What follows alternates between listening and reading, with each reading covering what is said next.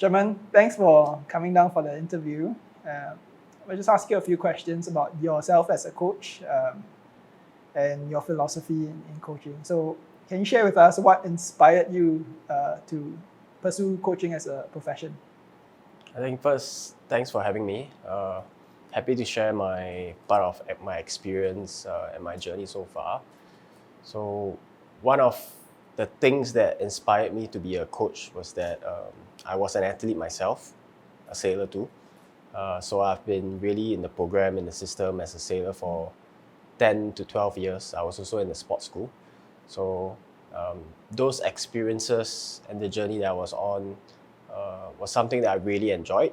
And I know that sailing is a very unique sport. There's lots of benefits. It teaches independence, lots of values, skills. And that's why I felt that I wanted to give back to the sport and to come back as a coach, to still be connected to the sport that has given me so much. And I would like to pay it forward to the next generation of sailors. Thanks.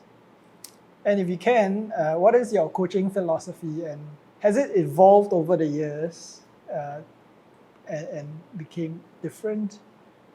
So I've been coaching for about 8-9 years. It certainly has evolved a lot from the early years that I was starting my job as a coach. So in the earlier years when I was a coach, it was more performance oriented. It was about getting sailors and my Opti sailors to perform. But over the last few years, it has changed a little towards getting the sailors to be the best version of themselves. So this means being 100% in the work that they do. And the results is not really something that we focus on. It's so much more of the process. And I think if we can get those things right, we can strike a balance in terms of them having a very good experience in the sport. At the same time, they're hitting their targets or objectives as well. So I'm hearing a shift from a performance-oriented approach in coaching to one that is more person-oriented, more athlete-oriented, and values-oriented. Yeah. Can you share a little bit more about that? Why are values so important in your work for the sailors as well? And can you share the specific values that you may have in your coaching philosophy? So yeah, of course, because we're competitors, we drive our sailors, we train them, we coach them, and they are often placed in environments where there might be a little bit of pressure, for example, in competitions. And the values of like respect, of sportsmanship is very important because in those intense moments, they're doing the right thing. You know that these sailors, they will take those values and translate and transfer them into their everyday lives. And then it's about using sport as a tool to mold them to become better persons. Well, every journey has its ups and downs. Can you share what was difficult for you, some situations that you faced that were challenging, and how did you overcome them? Yeah, of course, lots of ups and downs. The downs especially is a sport that you get very passionate about. You go through the good moments and it's very exciting, you enjoy every bit of it. And in the downs as well, you take a lot of time to reflect on what happened, what could have been done maybe differently, and how we can, try to prepare it better the next time around. So one example is, I think it was quite recent, just 2-3 months ago at the Opti Worlds. And then my team made it to the finals. And in the finals, they didn't sail as well, because I think that maybe no one expected us to make it through to the finals. And during the finals, I think the sailors were not so settled. They were just more happy that we made it to the finals rather than to try and use it as like the same scenarios that we were training during the trainings and try to perform at that level. So that was one of the downs for me. But overall, I think when you go through these kind of moments and you reflect, you also learn to appreciate the journey. So maybe the end goal was that, okay, we came back with a silver, but I think the takeaways were that the team really believed in trying to achieve something that was better. And, we have to give a pat to the sailors and let them know that, their effort does not go unrecognized, and that they did their best. It was a good journey. We shared it together. And then maybe in the next World Championships or the following ones, we can try to prepare better so that we can cope with the demands of the competition a lot better. I mean, silver medal is not an easy feat, and it's a pretty amazing achievement in itself. So I think the team and you should be very proud of it. Yeah, of course. Thanks. Okay, so we move on to training and development. What are your approaches? So speaking as a performance pathways coach, how important is it for you to understand the bigger picture of the athlete development and how they develop across the years and not just in your program? I think it's very important that we understand our role in the whole ecosystem of sailing. And then for me specifically, I'm a junior, or I'm a coach that is coaching junior sailors and junior athletes. So the primary goal should be that the sailors are learning the sport, they are learning how to have fun, they have a sense of belonging, be it part of a team or school sailing, and then that naturally takes them to the next step because they enjoy sailing. Yeah. So our role as junior coaches is really to infuse the values and character building, and then to use our trainings and our programs as a platform to enable them, to empower them to go to the next stage, which is the youth classes of boats. Well, you mentioned your team coming in, winning the silver at the teams racing event in the World Championships. I think we also need to highlight the fact that in the IOTA Asian Championships, your sailors came in first to ninth. I mean, one of them were from China, but still your sailor. So what is it that you need to do as a coach to create such a training environment to bring everybody up, not just a few, but the entire squad level up?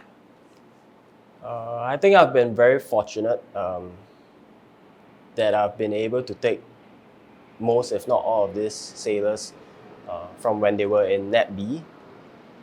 And then I was a Net B coach as well. And then we came up to Net A together. So the sailors, they grew together, and not just them. I grew together with them as well as a coach. I learned, so they know my style of coaching. I know them well as sailors and as kids as well. So we're able to really bring out the best out of each other. But in that training environment specifically, it's always about the team first approach. It's never about, okay, you are perhaps ranked first in the national ranking and I'm going to give you a bit more coaching. But it's really trying to develop the strength and the depth of the team such that everyone is more or less the same level, and let's use that to push everyone up together. So maybe the Asians was a reflection of that, that we had depth in the team. And it's always a team first approach. So I was an athlete myself. I was part of a very strong team culture back then, and I try to use those experiences and put it in my training program as well, so that the sailors, they are constantly aware and they know that it's always the team first. So you can see it with my team right now when we go through the airport check-in logistics, when we get to new venues, it's always about helping others first and not just doing your own thing, and then when you're done with your own thing, then you try to help others. So it's a very nice culture that we're trying to build on, and hopefully that will be the same for the future generations as well. So you mentioned your sailors at the World Championships going into the finals and perhaps sailing a little bit differently than what they needed to. Mentally, it was a very challenging situation, being the first time they've been in the finals of the World Championships. Yeah. And sailing is a very mental game, right? What approach did you take to help your sailors um, cope with such things? I think one incident that really hits me, and I remember very clearly was that 2 years ago, I brought a team to Italy for a team racing competition. And then during the last upwind leg, we needed to convert into a winning strategy. And we had a sailor that was in a good position to try and, change the combination. And he didn't do so. And it was a very obvious, basic situation. And then I came up to him after the race. I was like, "What's going on? Do you know what you needed to do?" And he was like, "Yeah, I know what I needed to do. Do you know how to do it? I know how to do it. Why didn't you do it?" I was afraid. So those words stuck by me. And I think from that regatta onwards, during the trainings that we're doing in Singapore and as well as overseas, we have this approach that you cannot be afraid to make mistakes. I want you to make mistakes. You're gonna use the training and you're gonna try something new all the time. You're gonna make mistakes, and then we're gonna capture it on a video, or we're gonna have those post-race reflections, and we're gonna go through it so that we are better prepared. So some of the coping strategies that perhaps have helped us along the way to the Asians and the worlds is that the sailors are less afraid. I wouldn't say that we totally eliminated that component, but they are less afraid to try something. And they know that if you don't do anything, then the outcome of the race is going to be the same, and we are going to be stagnant in terms of our development. But let's go there and let's do our best. If it works, great. If it doesn't work, we have tried something. And that's the beauty of it. So you speak about providing an environment of psychological safety for your sailors in training and at competitions.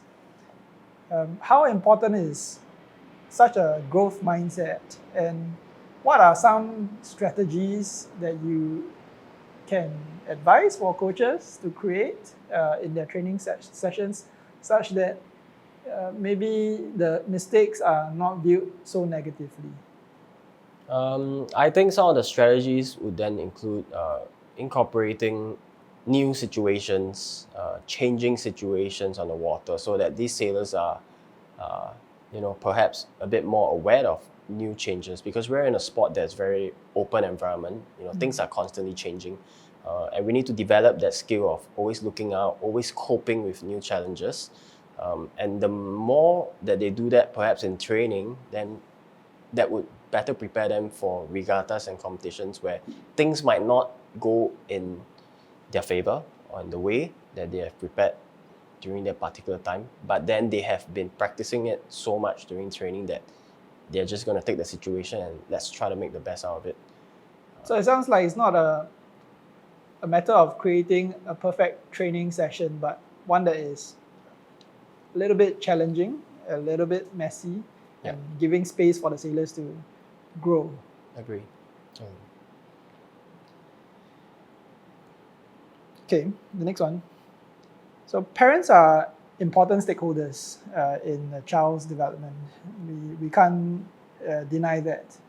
How do you work with parents to partner with them to help their child develop and sort of have the same message as you have? I think parents are very, very important stakeholders. You can see it with my teams now, that they are very involved with the sport, involved in a way that they are here to support their sailors. When we go for overseas trips, they are there as well. At the same time, they are also very respectful of the space that we operate. Like at the boat park, they know that, okay, it's just for the sailors and for the coaches. That is our field of play. And during the dinners, we get the families involved, and it's nice because it also gives the sailors that that feeling that their whole family is here to support them. That gives them that extra strength, perhaps in difficult situations, or maybe in strong wind situations. They know that, hey, you know what, we're all in. You have to be all in as well, and we're all pushing in that same direction. It's important to get parents involved because then they have that understanding of how our program works.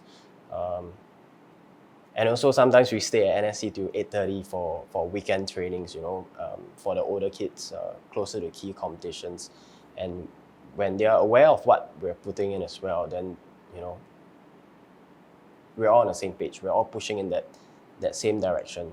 I want the same thing as what the parents want. And then that's the best way forward for the child.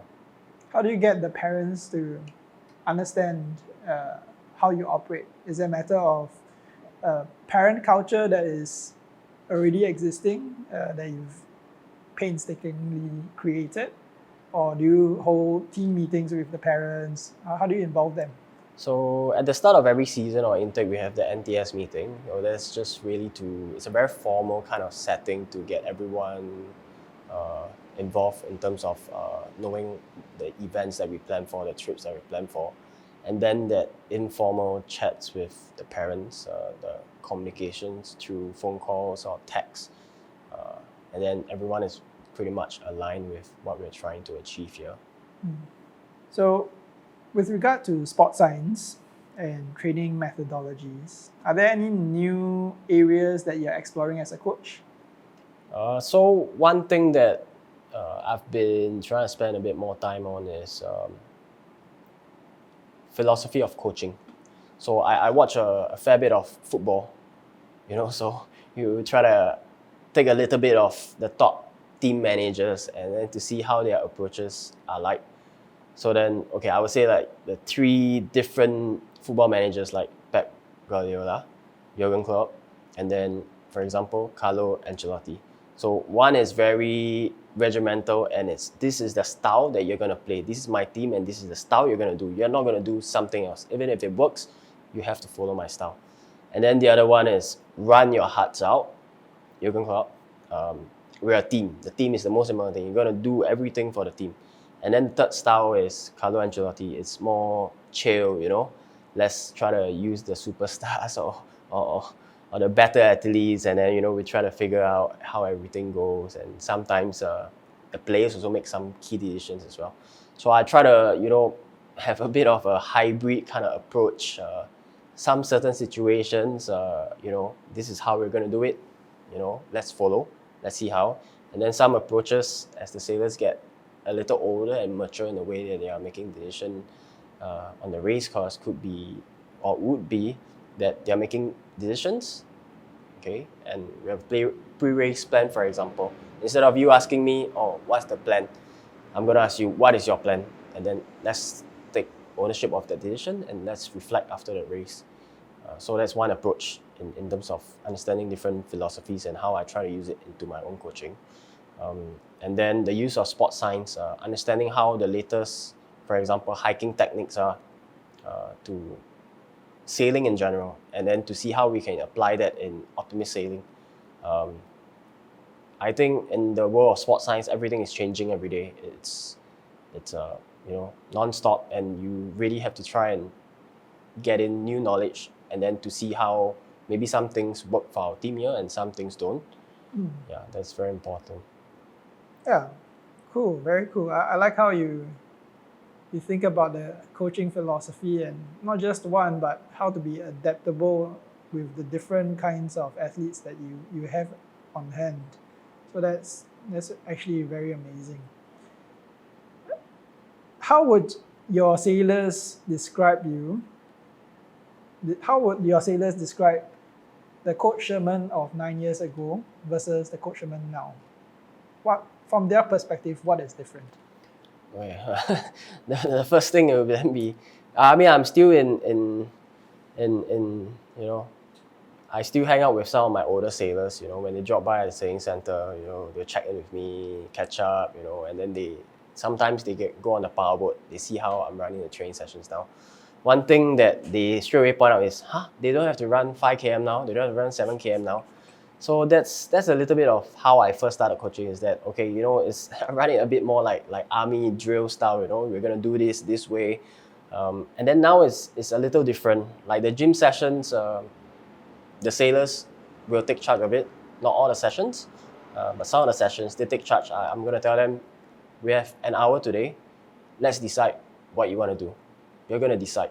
and each of them will then decide. For example, we're doing circuits, then they come out with the exercises, or we're just doing core today and stretch.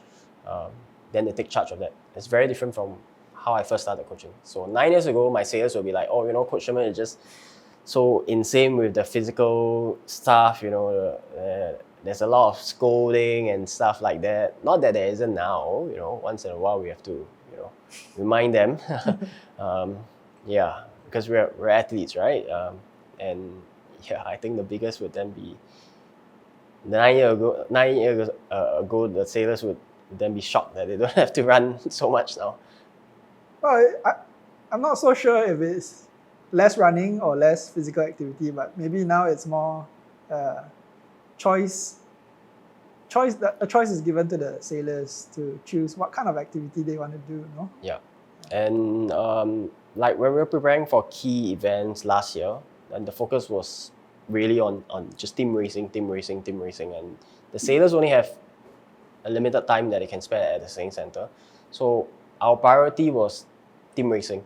So we didn't have that much time catered for the physical fitness. So the sailors had to go and do their own fitness. And then we have a group chat that they'll check in with me, they'll update me, what exercises were they doing today. It doesn't matter if they do like 100 push-ups today or 10 push-ups, but I want them to really take charge of that component in their development. Even if and some of them will tell me, oh, I went to play football today. Okay, so coach, can I use that as my PT? And for me, it's great, because you're going to learn different set of skills, right? You're playing football, you're enjoying, there's a bit more balance. At the same time, okay, because you're playing football, there's going to be a little bit more running. Okay, sure, we can take that. Why not? Yeah. Wonderful. All right, so now we move on to the advice for coaches. Well, many new coaches or young coaches, similar to you, feel the pressure and the need to achieve success, whatever success is, right? What advice do you have for them, and how would you define success for yourself at the moment? I think for me first, success is about bringing the kids to their 100%. So it's effort, it's consistency, it's about them holding themselves accountable, being responsible for their well-being, for their own development. Not so much, okay, you know what, we're going to go to the Worlds and get a medal. In fact, that has never been the plan. That has never been, said to the sailors, we're going to go to Argentina to get a medal. It's never been that. It's always been, guys, we're going to do so much team racing. You guys love it. I love it. Let's go and do that. And instead, I'm going to teach you, or I'm going to try and teach you the art of team racing. And I'm going to learn about it as well, because that's an area that, you cannot say that you know everything about it, And that's what we did. And then I guess the result at the end, you were focusing on just having fun and learning. And then sometimes the outcome, is perhaps what you want it to be. So an advice to other coaches is that perhaps let's try to focus a bit less on the outcome. For example, it might be, okay, I got to get this kid to go fleet ASAP, But perhaps think of it as, I'm going to teach this sailor the love of the sport. And also with the technical details, it can go hand in hand. I believe that's possible. Because if you look at maybe the top sailors in the Opti at the junior world, they love it a lot. They don't do it because they're just good at it. They are good at it because they really love it, And I think if you can ignite that kind of passion and that love for the sport, the results can go hand in hand with that. That's a good point. But again, I think a lot of coaches, they feel the tension between the stakeholders, what the stakeholders want, what the stakeholders demand of them. For example, if you're a contract coach or hired coach to give a little bit of advice for a sailor to get results, what approach can they take then to mitigate that? Of course, if I were the head of a private coach and, there are certain objectives to fulfill, then you got to ask yourself as a coach, what your values are. And there are many ways to achieve that set goal or objective. You then maybe try to find different methods into achieving the outcome that everyone might be happy with. So for example, if my goal is to get a sailor to ABC position, for example, it might not just be, okay, we're going to do long up winds, long down winds, long up wind, long down winds. We can do a little bit of different kinds of sailing, reaching start, we're going to learn different skills, and these adds up together. And that's the beauty of sailing, because sailing is very, like I mentioned before, there are many variables to that. Maybe I teach him how to look at wind shifts better, to predict wind shifts better. Maybe I get him on my powerboat to give him a different perspective of sailing. There are many ways to try and achieve a goal, I believe. Very nice. So Sherman, what are some things that you like to see more of in coaching? I would like to see a little bit more balance in coaching, because these days, even like myself in the past, has always been very instructional. We're like instructors, we're not really like coaches. Sometimes we tend to forget that a little, and then we need to remind ourselves, even myself included, that we're here to really empower the kids. We need to empower them to make mistakes. I think the word mistakes, trying something new, should be incorporated into part of our training plan a lot more in our programs. And then the sailors during the regattas, they can be very courageous in the way that they sail and not hold back. Very nice. And what is one advice you would give to a coach that is wanting to try their hand at coaching but don't know how? I think the first thing is you gotta love the sport. This job is slightly different because you're always in the sun. Maybe some times that you spend a lot of time away from family, etc.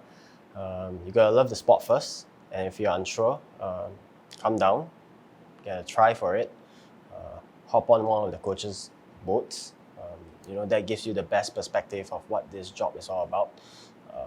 It's very, very fulfilling to be a coach, because you're seeing sailors grow up, you're seeing them become better people, you're seeing them becoming better athletes as well.